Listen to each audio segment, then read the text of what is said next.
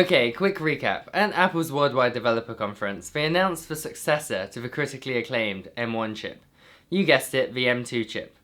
It had really solid performance gains all around. And to house these brand new chips, a brand new MacBook Air, which looks really sleek, and a brand new MacBook Pro 13? Apple, you never learn.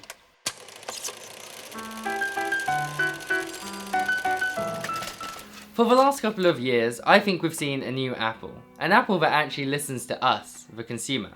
Well, mostly. The MacBook 14 and 16 last year brought back MagSafe, ports, and an SD card reader, so useful, and a HomePod that people could actually afford, with the HomePod Mini, and iPhones have actually been getting thicker, so they can house larger batteries, so our phones actually last a whole day. And then they go and release the same rinse and repeat MacBook, and expect people to still go out and buy it.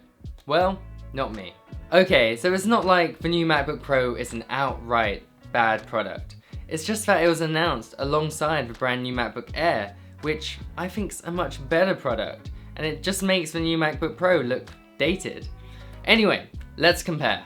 So it's a fair competition, we'll compare two models that are like for like in their configuration. So first off, the MacBook Air receives a brand new design, inheriting the sort of industrial design language that we saw from the MacBook Pro 14 and 16.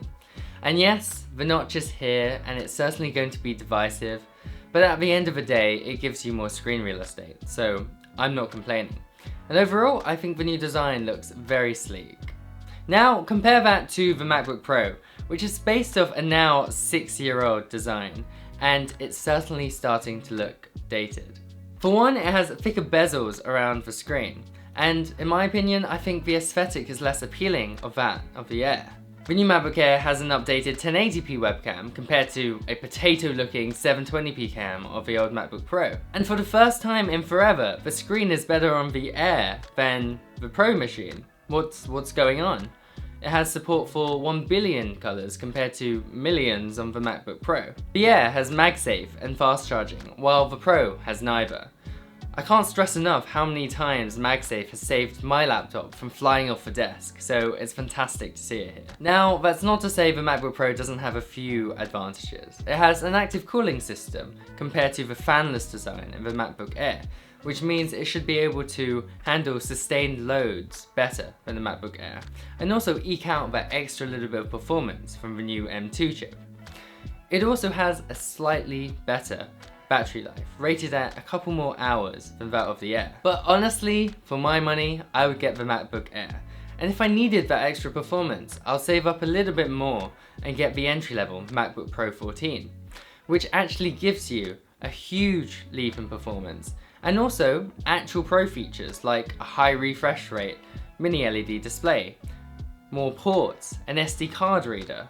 Anyway, the M2 powered MacBook Pro 13 is available for pre-order on Friday and out on the 24th of June. I would encourage you to think twice before ordering this, and I think you're better served by getting either the MacBook Air or trying to find a good deal on the already existing MacBook Pro 14-inch. Let me know what you think about the new MacBook Pro. Maybe you actually love the design and you don't like the new direction Apple is going in. I'd love to hear your thoughts in the comments. Until then, thank you so much for watching, and a like and subscribe would be magical.